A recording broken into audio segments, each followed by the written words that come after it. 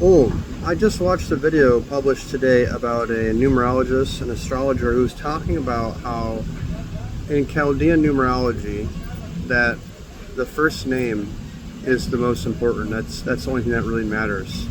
And while they're while that's true to a degree, in Chaldean the full name is actually very, very important because how do you know this? When you start using Chaldean, the big difference in Chaldean, one of the big differences is versus Western like Pythagorean is we use numeroscopes. Numeroscopes are like charts that we can create based off of, well, there's name charts. You have three different name charts. The full name chart, which is like your body. The personality chart based on the consonants, which affects your charisma and personality, how you show up in the world, what people feel from you. Then you have the vocation chart based on the vowels, which is sort of like your desires, what you attract, what you long for, and also like your sexual energy as well. The full name is vital for creating these different charts, and the full name impacts the different energy centers. So for example, my instructor for Chaldean, who did my master certification course, him and his wife are both numerologists, and they were a little bit at an older age when they wanted to have a child. And so what they did was to help with fertility is, and I believe the story was they were having issues with it, they changed the name of the woman so she had 6 in her solar plexus center, really, really strong, because 6 is the number of fertility. Long story short, they ended up having a baby very, very shortly after this.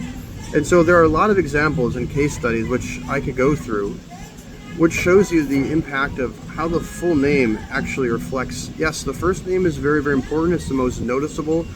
People are calling you that name, so that sound signature is going to be very, very prominent. So you want to make sure the first name is very good, because that's going to be one of the most prominent energies. However, you can't separate the first name from the rest, because the bottom line is your name's on paperwork. Your name is legally contracted in birth certificate and other places, your bank, all over where you have your full name as part of the legal process, and that matters. It does.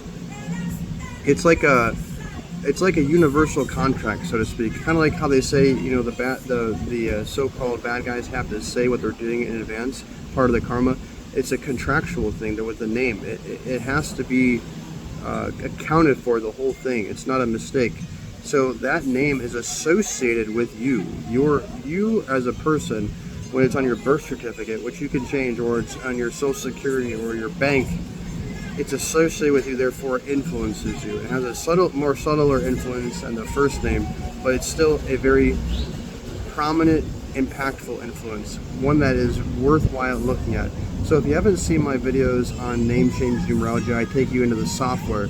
Check out those videos. I just wanted to make this video really quick because I just watched this video and the guy was talking about how it's all about the first name. Well, actually the issues with a lot of people who are doing name changes is they're not considering all the sub vibrations.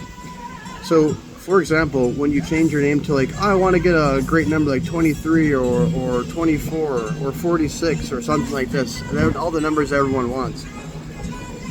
The issue is you have to use the full name to judge the sub vibrations, which is the subcharts of the personality chart and also the vocation chart.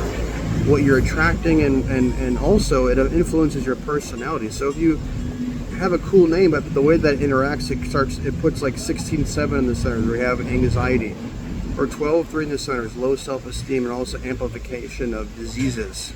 Or you're putting other numbers like 9, where they're having trouble with emotional expression and trying to control things. You won't be able to see this unless you're taking into account the full name. And so this is a quick video on that. The importance of selecting the full name, but also accounting for all the sub vibrations, is a very, very meticulous, fine-tuned process. So those who really know about name change, this is part of it. And there's so much more I'd even talk about. Number pyramids and all this. Letter counts, syllables. There's so many things that you can juggle to layer in the right energies for a particular person based on their birthday, and also based upon what kind of goals they want to accomplish. You can, for example, use a name to increase fertility if you want to get pregnant, for intelligence, for fame, for power, for business and money success, or for relationship success. So there's all kinds of different things. Okay, I think I'm going to end it here. If you have any questions, comment, leave it on this video. If you like this video, give it a like so people can find it. And as always, you want to keep learning. Hit the subscribe button for more. God bless.